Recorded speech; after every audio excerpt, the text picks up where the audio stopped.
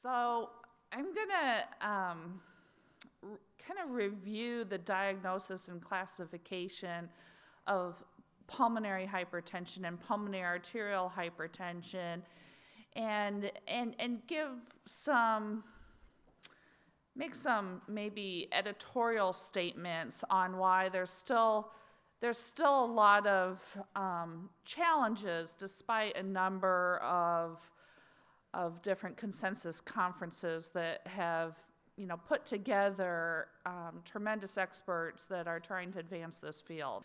So the very first World Health Organization conference on pulmonary hypertension was in 1973 in Switzerland. And that's where the original diagnosis of pulmonary hypertension was established. The first registry of pulmonary hypertension was born. And then since then, there's been 4 more consensus conferences that have updated the classification scheme and have revised how we're diagnosing this disease. And so the next one was in Evian, France. Shortly thereafter, there was a revision in Venice. Then we crossed the pond to Dana Point, California. And most recently was in Nice, France. And those are the guidelines that I'm going to mainly review. So I think the first challenge actually remains with the actual definition of pulmonary hypertension and pulmonary arterial hypertension. The definition is a mean pulmonary artery pressure greater than 25 millimeters of mercury at rest. So this requires invasive testing. This requires a right heart catheterization. In the original diagnostic guidelines, we used to have a mean pulmonary artery pressure greater than 30 millimeters of mercury with exercise. That is no longer part of the definition. And the reason is that when there was a large meta-analysis of hundreds of healthy patients that had a right heart catheterization, and what we know is that the normal mean pulmonary artery pressure is 14, with a standard deviation of 3. So you add 2 standard deviations to get an upper limit of normal of 20. So that's the first challenge. What do you do with that gray zone between 20 and 25? But that diagnosis held firm whether you were young, old, skinny, overweight, black, white, short, tall, male, female. So that definition held firm. And then they exercised patients, and they looked at what happened with exercise. And we know that pulmonary artery pressures go up with exercise, but it's very variable depending on the type of exercise, the intensity of exercise, depending on the age of the subject. And so there was no consensus on what happens with exercise, and that was taken out of the definition. And later today, you're going to get a talk on exercise and pulmonary hypertension that maybe will shed some more light on what to do with exercise data. So to get to the diagnosis of pulmonary arterial hypertension, you have to have a mean pulmonary artery pressure greater than 25 millimeters of mercury at rest, plus a pulmonary artery wedge pressure less than 15, and a pulmonary vascular resistance greater than 3 Wood units. Because really this disease is all about increased pulmonary vascular resistance. And a lesion confined to the pulmonary arteriole. You can see on the left what a normal pulmonary artery looks like. I tell my patients this is about the size of a strand of hair. And then you can see on the right what a pulmonary artery looks like in a patient with idiopathic pulmonary arterial hypertension. And there is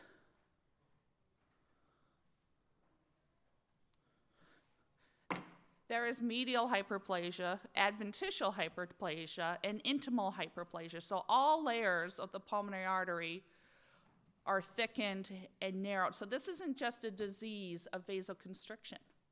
This is a disease of vascular remodeling. Is this a pointer?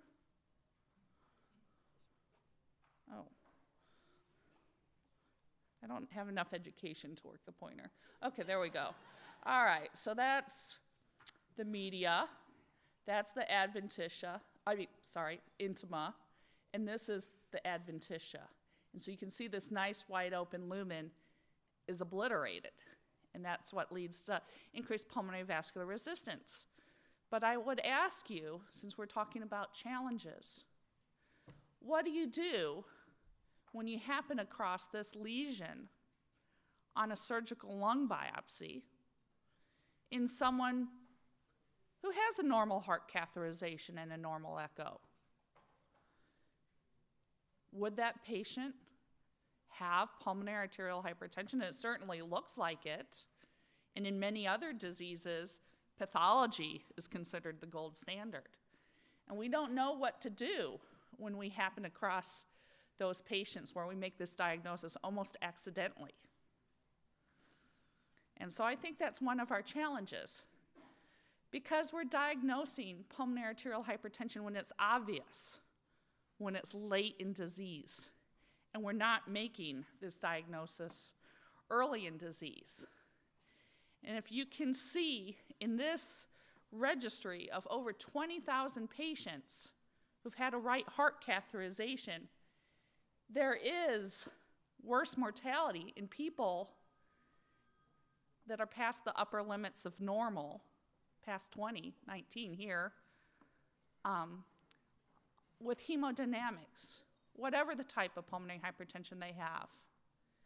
And Dr. Tonelli and Dr. Haracy and Dr. Duake showed the same thing in our registry here at the Cleveland Clinic.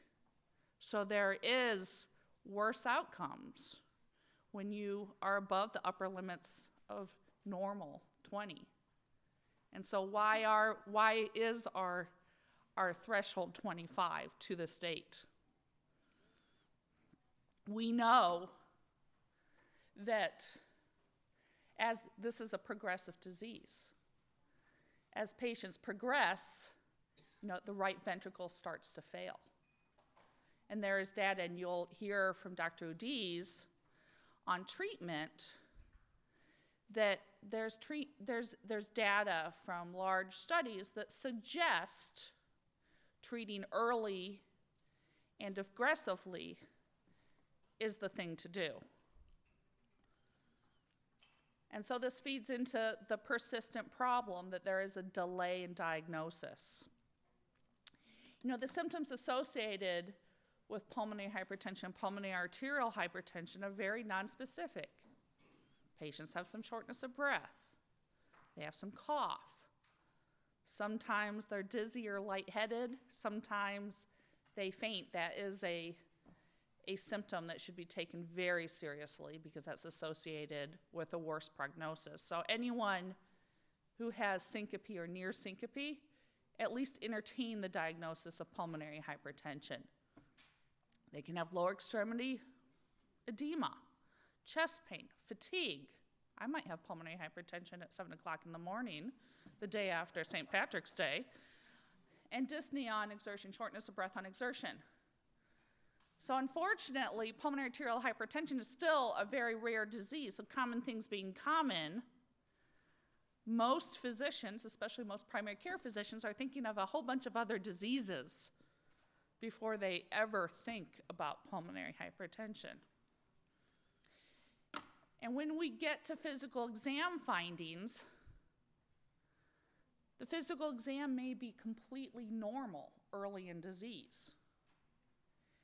But then you might see jugular venous distension, or you might have an increased pulmonic heart sound, or right ventricular heave, or lower extremity edema, or ascites, or cool extremities, or pulsatile liver. Those are all findings of right heart failure. The cat is already out of the bag by the time we can tell that the patient has pulmonary hypertension on exam. And so in that very original registry from that 1973 WHO meeting, the average time to diagnosis was in the 2-year time period. Now we have a bunch of treatments for pulmonary hypertension. I'm losing count, so it's just a bunch now. And heightened awareness. And still, it's taking 2+ years to make this diagnosis, even in today's era. And we are diagnosing patients when they have more advanced functional class, when it becomes obvious. And so I think our biggest challenge is, how do we diagnose the patients that are asymptomatic? And I think, the clue might be with exercise, and so that's going to be an important talk today. We know that some patients are especially predisposed to pulmonary arterial hypertension, are scleroderma patients. So in a way they're lucky. In a way they're completely not lucky to have scleroderma, but they're a patient population that we watch very carefully because it's recommended that they get screened yearly for the development of pulmonary hypertension. So they're the patients, if we're going to catch someone early, as a scleroderma patient, if we're doing our job right. And when we do that, when we screen them as opposed to wait until it's obvious, there's improved survival. And so the challenge is, how do we identify these patients early?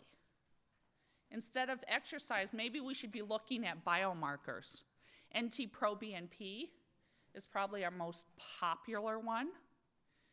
In the setting of scleroderma, an NT-proBNP greater than 395 isn't particularly sensitive, but has a fairly high specificity for pulmonary arterial hypertension.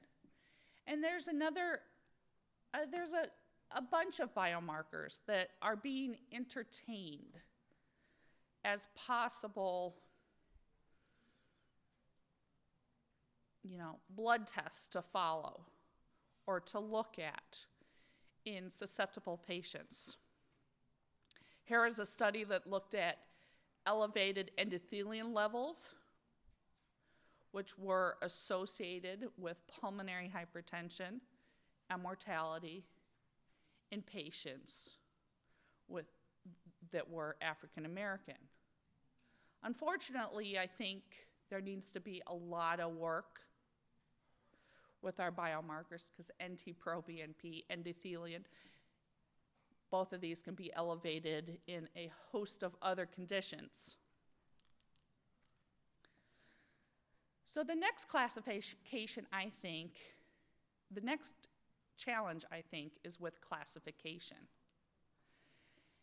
Back in the old days, when Dr. Doik was a young pup, there was primary pulmonary hypertension and secondary pulmonary hypertension, which was just basically everything else. Primary pulmonary hypertension is what we now call idiopathic pulmonary arterial hypertension, which is just one type of pulmonary arterial hypertension. And then secondary pulmonary hypertension has been divided into 4 distinct groups based on similarities of pathobiology. So in pulmonary arterial hypertension, we have idiopathic, which is our old primary pulmonary hypertension. And then there's heritable pulmonary arterial hypertension, which is our old familial pulmonary arterial hypertension. And the reason it's called heritable is there's a 25% chance of you having a sporadic mutation and being able to pass it on to your offspring. So you could be the index case. So therefore, although you don't have a family history, it's heritable. And the most common mutations are BMPR2, the ALK1 mutation. Drugs and toxins fall under this category. The diet drugs, that's why we had the first epidemic that got that 1973 meeting together, was with a drug called Aminorex, and then we had fen-phen and Redux. Now we have methamphetamine and cocaine. Probably the most common group of pulmonary arterial hypertension are those associated with a secondary condition, such as connective tissue disease, i.e. scleroderma, mixed connective tissue disease, HIV, 1 in 200 patients with HIV, portal hypertension, maybe up to 10% of our cirrhotics, congenital heart disease. Schistosomiasis is probably the most common cause of pulmonary arterial hypertension worldwide. And now pulmonary veno-occlusive disease and pulmonary capillary hemangiomatosis have their own little subgroup, because they have features of pulmonary arterial hypertension, but they have venous lesions as well. And so these patients are prone to going into pulmonary edema when we try to treat them like pulmonary arterial hypertension. And over 50% of our patients have an underlying condition. And this makes a difference because there are comorbidities that aren't just involving the pulmonary vasculature. So it's important not to just label your patient as idiopathic pulmonary arterial hypertension, but to figure out, do they have a connective tissue disease? 50% of patients with some kind of other diagnosis have a connective tissue disease, and it can be subtle. Do they have a congenital heart disease? Sometimes those ASDs can be kind of sneaky. Or liver disease. Or does your 80-year-old nun really use methamphetamine? Could be. I've diagnosed HIV and pulmonary arterial hypertension on the same day. And so I challenge you to look at your patients very carefully. Pulmonary arterial hypertension is now one of the scleroderma criteria for classification. And so your patient could have pulmonary arterial hypertension that gives them 2 points, and some telangiectasias, and some Raynaud's phenomenon, or a digital pit, and maybe a positive antibody. That gives them a diagnosis of scleroderma, and they could get that diagnosis with not a lick of skin thickening. So this diagnosis can be subtle, and it makes a difference. Because when your patient asks you, what does this disease mean? There's different prognostic curves based on the underlying condition. Then we have group 2, which to this day is still the most common cause of pulmonary hypertension, left-sided heart failure causing right-sided heart failure. So this is your left ventricular systolic dysfunction, diastolic dysfunction, left-sided valvular heart disease. This is followed by our group 3 pulmonary hypertension, which is owing to diseases of the lung and or hypoxemia, your patients with significant interstitial lung disease, emphysema, combined interstitial lung disease, emphysema, sleep disordered breathing, obesity hypoventilation syndrome, chronic exposure to high altitudes. And you're going to hear a lot today about group 4 pulmonary hypertension, CTEPH, and the advances that we've made in this field. So this is a disease that you do not want to miss. But it's not always that easy. You know, I see a lot of scleroderma patients. Often they have some interstitial lung disease. Often they have some diastolic dysfunction. And these have these crazy pulmonary artery pressures. So what class are they really in? Patients that are precapillary, meaning they have a normal pulmonary capillary wedge pressure. They could be pulmonary arterial hypertension. They could have lung disease. They could have thromboembolic pulmonary hypertension, or they could be group 5 with unclear multifactorial mechanisms. Our post-capillary with an elevated wedge, they could be group 2, or they could be group 5. And so now we've kind of looked at these kind of subgroups of group 2. You know, is it just the left side of the heart where the diastolic or the transpulmonary gradient are normal and the PVR is less than 3 Wood's units? Or is there combined post-capillary and precapillary pulmonary hypertension where They have an elevated pulmonary capillary wedge pressure, but the diastolic pulmonary gradient and their transpulmonary gradient are quite high, so it can't explain the entire picture. And what do we do with those patients? And I think that's the true challenge of the classification system, because patients don't always read the book. We know that in patients with severe COPD, there is a range of mean pulmonary artery pressures. Typically, the elevation in mean pulmonary artery pressure is quite modest, less than 35 millimeters of mercury. We also know that when they do have pulmonary hypertension, it's associated with increased mortality. And so in our last consensus, Nice, France, instead of saying out of proportion, they're hedging their bets. They call it severe pulmonary hypertension now. So a mean pulmonary artery pressure greater than 35 millimeters of mercury are old out of proportion. Or with a low cardiac index, that's severe pulmonary hypertension. That's a patient that maybe should go to a center to see if maybe they warrant treatment.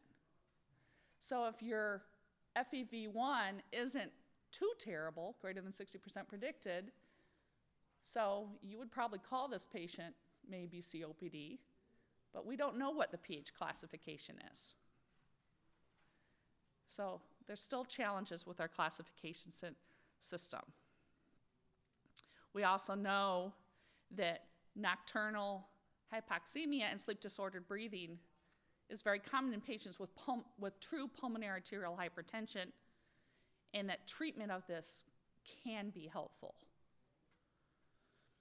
And then we have group 5, which is this pulmonary hypertension of unclear multifactorial mechanisms. Sarcoidosis fits in here, as well as a variety of other things.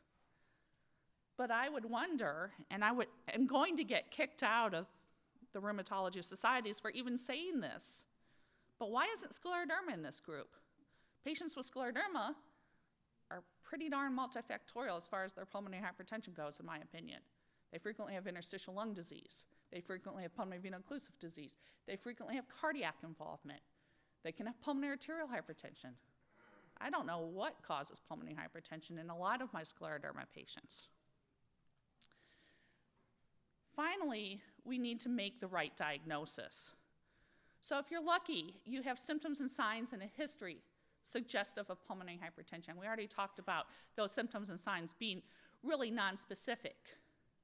You might trip across this disease by getting an EKG on your patient that shows evidence of right axis deviation or right ventricular hypertrophy with or without strain or right atrial enlargement. But again, we're already dealing with involvement with the right ventricle. The cat's out of the bag. This is not particularly sensitive for the diagnosis. Just like your patient may get a chest x-ray, which may show enlarged pulmonary arteries, or right ventricular hypertrophy, or right atrial enlargement, or peripheral pruning. Again, not particularly sensitive, but if you see it, think about, could my patient have pulmonary hypertension? Frequently we get referrals from our friendly radiologists who call pulmonary hypertension based on a chest CT scan. That if you see a ratio of the main pulmonary artery to the ascending aorta greater than 1, maybe that should suggest investigation for pulmonary hypertension, sensitivity of 75%, specificity of 92%. Or a right ventricle to left ventricle ratio of greater than 1.2.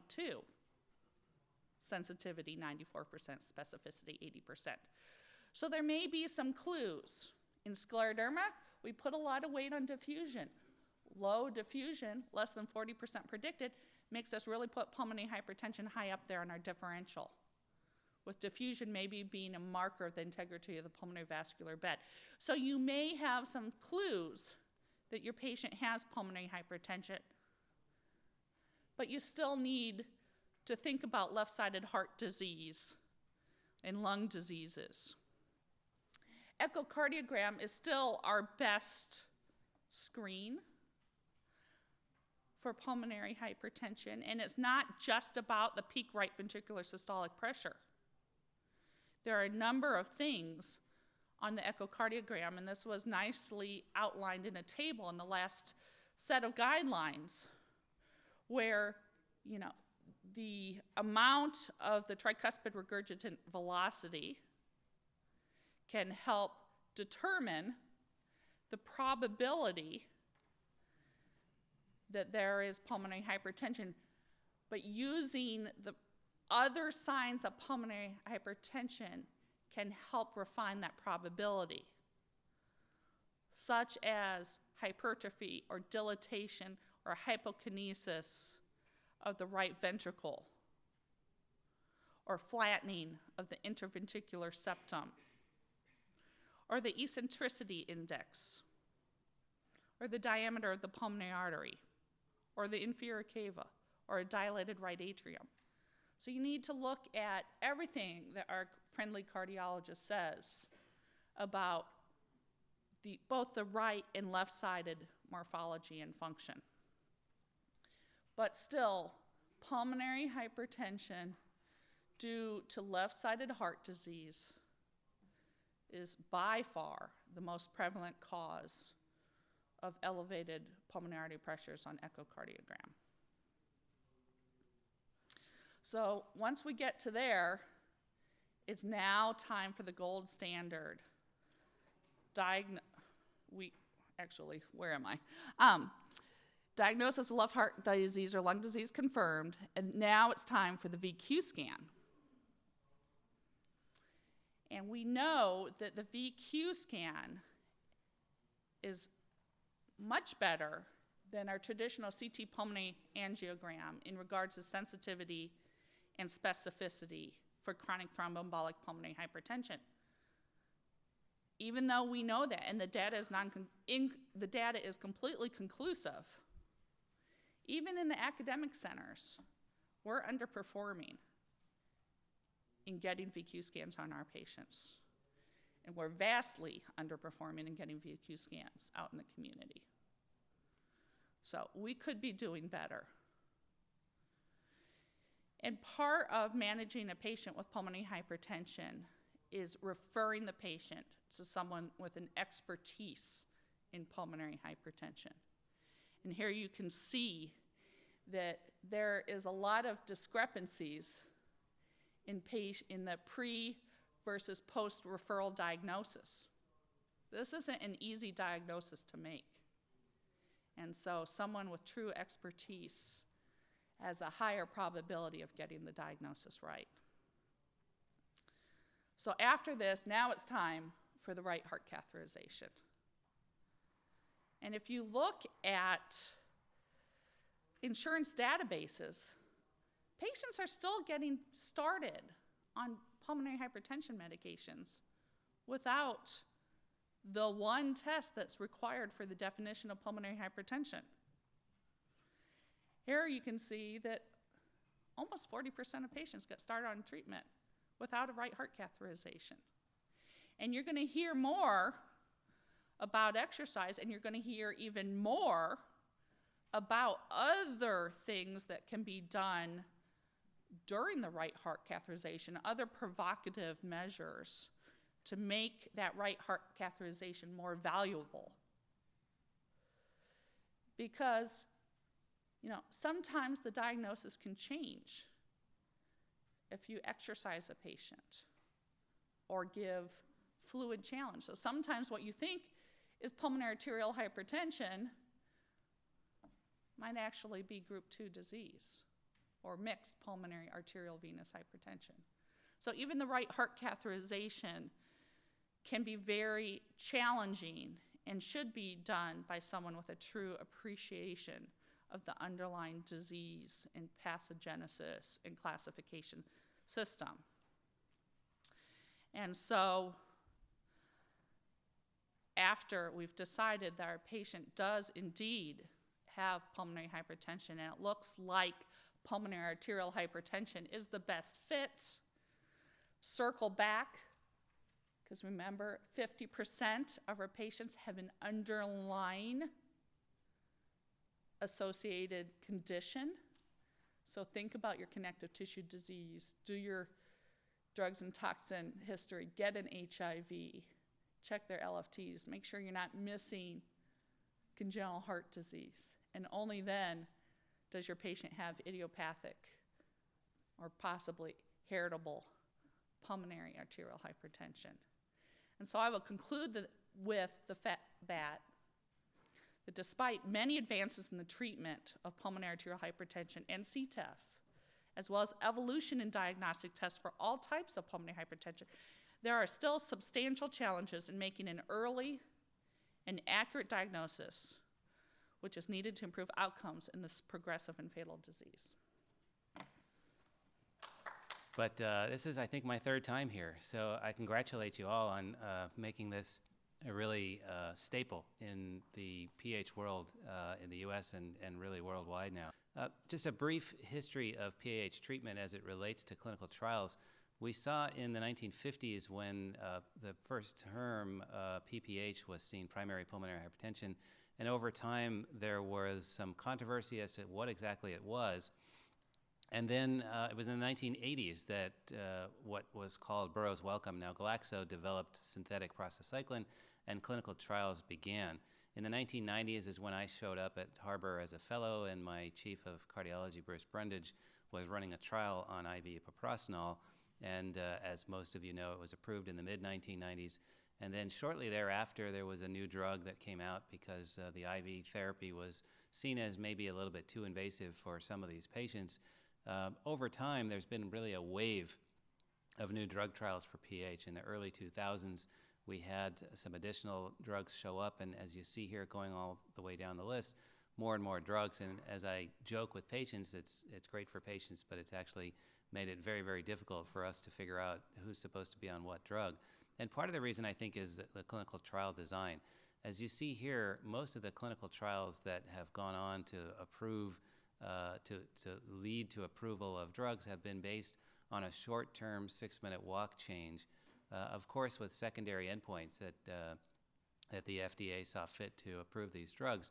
But more recently, we'll talk about some of these trials that were innovatively designed and at one time thought to maybe be not so attainable, because the problem with PAH in the clinical trial world is that it's PAH is not very common, and unlike in cardiovascular diseases like coronary disease, et cetera, we can't do trials that last 5 years with 5,000 patients in them. So a comment on the 6-minute walk testing that's been done. It's been used in almost every pivotal registration trial of PAH drugs. And if you see the typical response in what we plot in most of the papers that have published these results, we see that there are increases in 6-minute walk distance over 3 or 4 months, and the placebo group either stays the same or maybe doesn't increase as much, or in fact gets worse over time. And it really in part depends on whether the patient was pre-treated with therapy prior to adding a new therapy that's being tested. So the question has always come up, is the change in 6-minute walk distance important? And also, what is the important difference threshold? Something known as the minimal clinically important difference, or the MCID here. Steve Mathai published this not too long ago, showing that around 21 meters means something. It means something clinically. We'll talk more about that later. And then also recently, a publication on the results of the long-term outcome in a short-term trial based on that short-term change in 6-minute walk, which in this case was the change that led to the approval of this particular drug. On your left, you see that the risk of death, whether at baseline or at week 12, the walk distance itself, not the change, was significant in terms of predicting outcome, predicting death. And what's known as the C statistic, if you will, the area under the curve, a perfect curve would be a vertical straight shot up and a horizontal straight shot over, so that the area under the curve would be 1.0. And a horizontal or a diagonal line that you see hashed would be 0.5, which would essentially be flipping a coin. So the statistic here was 0.77, 0.81, depending on which one you look at. So it was there and actually just missed statistical significance 0.551, but it means something. The problem is it's not the delta. On the right is the actual delta 6-minute walk from baseline to week 12. And you see here that there isn't a real relationship. The C statistic was not only not significant, but the number 0.6 was barely over 0.5. So this is telling us that, in fact, if the delta 6-minute walk, et cetera, is not the predictor, and the change and the absolute 6-minute walk is the more important thing, then how did we result in a trial that led to approval, and why do these drugs work? Well, we're going to talk a little bit about some of the other trials. More recently, in the realm or in the era of newer endpoints and newer trial design, came a drug that was looked at in PAH and in CTEPH, and that's the one on top here, the 6-minute walk primary endpoint. So even though we were already well involved in other kinds of endpoints, the long-term endpoints, there was still a role for this particular drug as it related to the PAH world and FDA approval. And so here is the drug, the schematic for how the drug works. But more importantly, in the publication, we saw that there was a change in 6-minute walk, whether the patient was on background therapy or not. These are the characteristics of the trial. And importantly, the drug not only improved 6-minute walk, but it improved other markers, secondary endpoints such as PVR, NT-proBNP, functional class, et cetera. And so this, combined with the primary endpoint, was still good enough in our current era for the FDA to approve the drug. So here is the long-term outcome of those patients. And importantly, we have moved on, and again, maybe not necessarily excluding the concept of a 6-minute walk distance. We'll talk more about that later. But we've come across something that was alluded to in the Venice World Meeting in 2003. That was a longer-term, meaningful outcome-related trial using a composite primary endpoint, because as a primary endpoint, death in pulmonary hypertension would take, using death as a primary endpoint would take too long and too many patients in order to demonstrate a difference.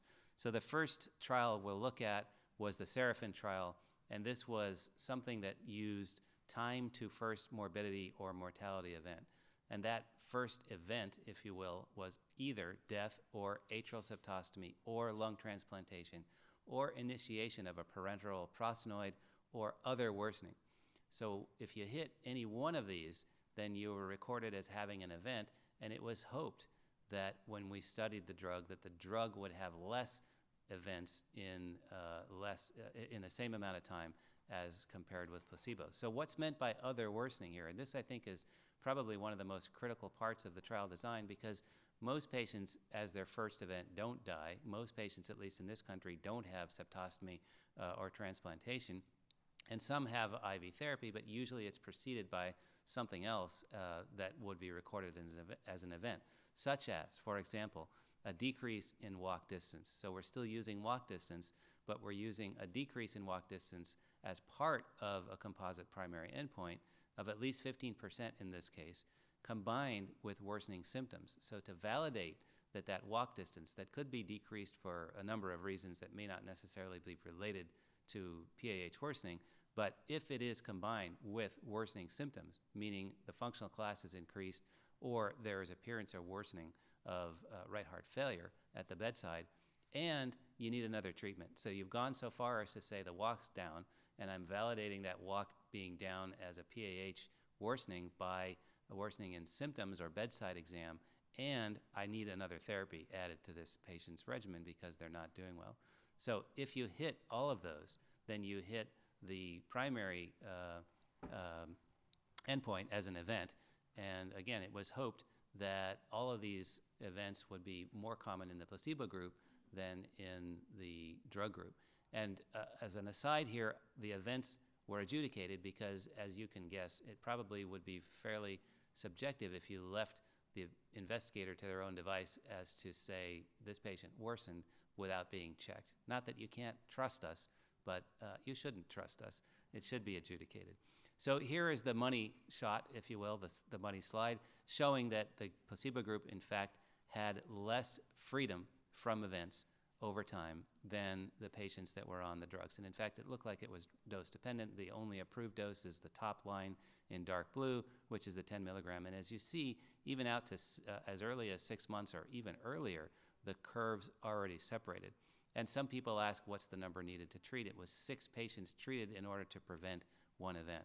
So pretty significant, pretty compelling in the sense that up until this point, all we had was change in walk with secondary endpoints. And now we have something that says, look, maybe the walk improves, but we also have some long-term effects that are measurable and calculated and clinically relevant.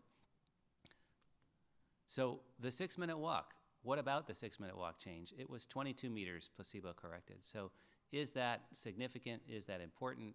What if we had done this trial as a 6-month, 6-minute walk trial and then stopped it there and didn't look at those other endpoints? In this case, if we were powered and we had a hypothesis that we needed 20 or more meters, we probably would have hit, but we wouldn't have been informed as to what the meaning of that change in walk would be in terms of preventing numbers of events and what those events might be.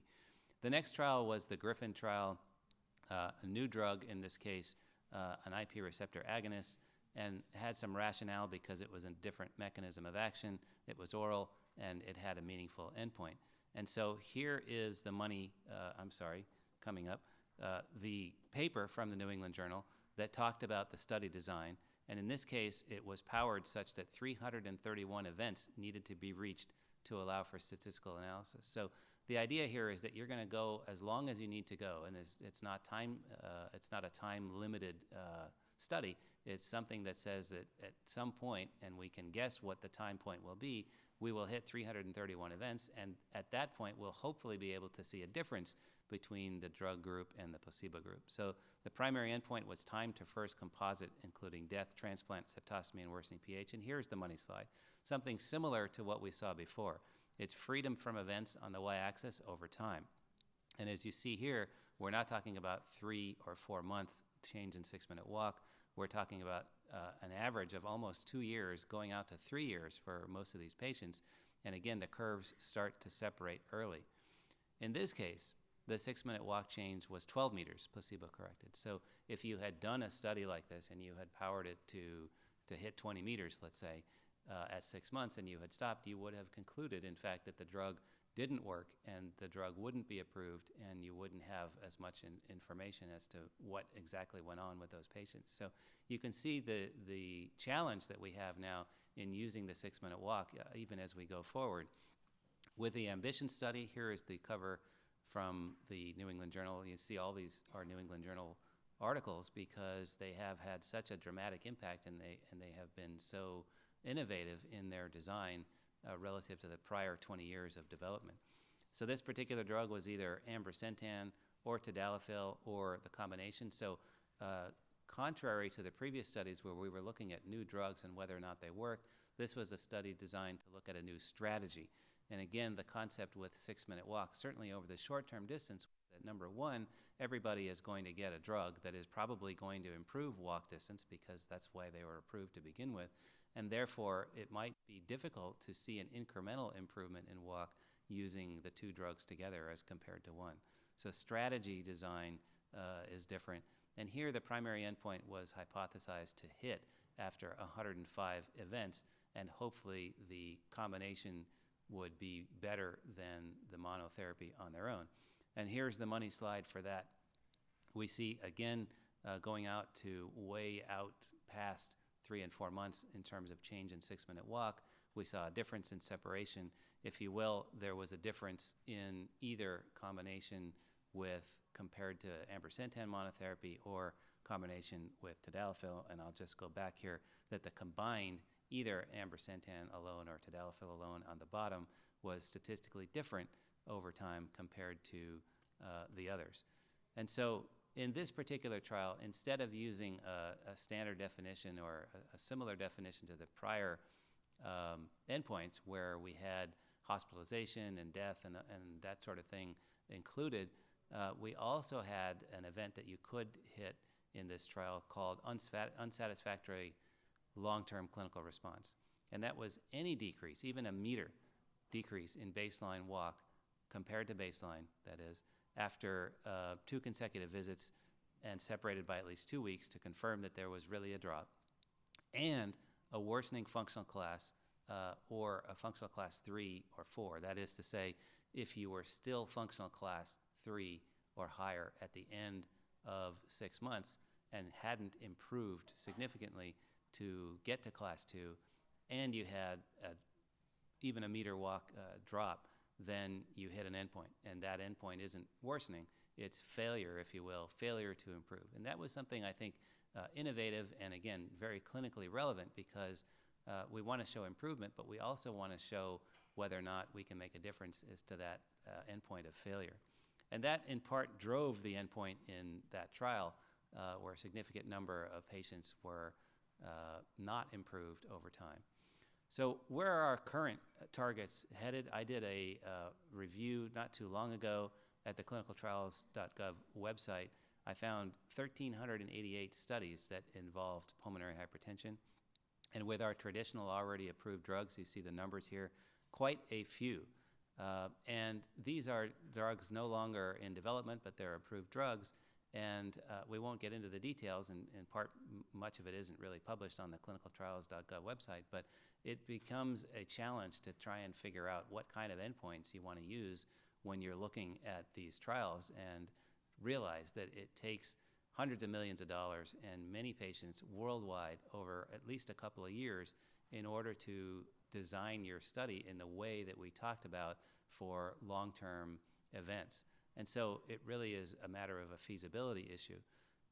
So most of the targets that we talk about have to do with drugs that we already have a pretty good semblance of what's going on and what they do. And in fact, we can handicap what their walk difference is going to be, what their BNP difference is going to be, what the other endpoints are going to hit.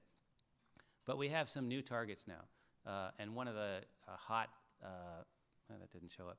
One of the hot targets for PAH development, and in fact, for many, many diseases these days with the NIH, the hot word is inflammation. And so there are a bunch of drugs that are being looked at, mostly in phase 2. There are metabolic modifiers. There are genetic modifiers, really sort of personalized targeted therapy based on your genetic makeup in pulmonary hypertension. There are immune modifiers. There's hormonal therapy. And all these drugs share something in common in that they aren't the traditional drugs that many of us used to call vasodilators, endothelin, PD5NO, and prostacyclin base. They're different. They're inflammatory. So are they going to do the same thing in terms of endpoints that we're looking for? Are they going to do something over the long term? And if so, are we going to be able to study it? And that's the key question. So circling back now to endpoints, and particularly in the 6-minute walk, the goal of PAH management when it comes to patients is to feel better, to do more, and yes, maybe to live longer, but if they were going to live longer and not feel very good and have a poor quality of life, that wouldn't really be their first priority. They come to the doctor to feel better. When it comes to providers, we flip that and we try to say that we want to do something meaningful that will actually turn out to be a long-term endpoint, like survival. We want them to do more and we want them to feel better, but unfortunately, if you look at the publications, including the more recent ones, and especially those when we talked about 6-minute walk with supplementary secondary endpoints, quality of life wasn't really on the list, or at least a priority on the list, and feel better wasn't really one of the top measures, which is kind of crazy because that's really what the patients want. So the trial in the landscape is changing, and we had 6-minute walk and we have now long-term endpoints, but what about the feel better sort of stuff? So it turns out that the MCID, the minimal clinically important difference, is in fact anchored on quality of life. So that 21 meters is said to be clinically important, not because patients lived longer when they walked more than 21 meters after a therapy, but because they felt better and they did more over time. So we now have treatment goals then that define the failure of treatment based on a set of goals rather than a change in one or more measures. Maybe no change or no decrease in 6-minute walk. And I have a question mark with the 380 because maybe there is a threshold. And I think this is in part why these earlier drugs did what they did with the deltas that they did to improve the overall outcome, because it wasn't so much the delta, it was the fact that that delta got them over a threshold. And that threshold somewhere between 380 and 400 meters for most patients, although if they're tall or they're short, that might be a little different. The goal is to get the functional class 1 if you can, and if not, at least to 2, at least better than 3, to keep the patient out of the hospital, et cetera. So there are these goals that we have, and in the publication that came out of the NEACE meetings, I quote here, studies focusing on outcomes have shown that no single test can reliably serve as a long-term prognostic marker, that composite treatment goals are more predictive of long-term outcome. And I think this is very true in the clinic every day that I see patients, and I often have this conversation when somebody says, how bad is it, or how am I doing? What's my pressure is the common question, right? And so we can't answer just based on the BNP or the walk or even the functional class necessarily. We put it all together, and this is what I tell audiences, that when we talk about referring to an expert, as Kristen said, you need to get those patients to the expert because they're the ones that can piece it all together. If your BNP is low, but your echo doesn't look very good, but you're walking pretty well, but your functional class isn't very good, how do you put it all together? Where are they on the continuum of severity? How do you weigh them? They're not equally weighable. A high BNP is not the same as dysfunctional right ventricle, et cetera. So, and the answer, I think, is individualized for each patient, because even if you can weigh it in a particular patient, the next patient that comes along may not have the same weighting. And so, these are the kinds of things we look at when we talk about worsening, when we talk about severity, and the kinds of things we should think about when we're designing the clinical trials. So most PH drugs have been approved based on short-term change in walk plus the additional secondary endpoints. The recent clinical trials have used composite, maybe more meaningful endpoints in larger numbers of subjects over a longer time, but short-term surrogate endpoints, although the short-term surrogate endpoints may be less informative than long-term harder endpoints, long clinical trials don't come easily in a rare population like this. And if we fixate on the concept that we have to have long-term outcome trials, we're probably not going to see some of these hot targets get approved. So overall, a goal-oriented approach for clinical trials and for clinical practice may be the way forward for us. Thank you.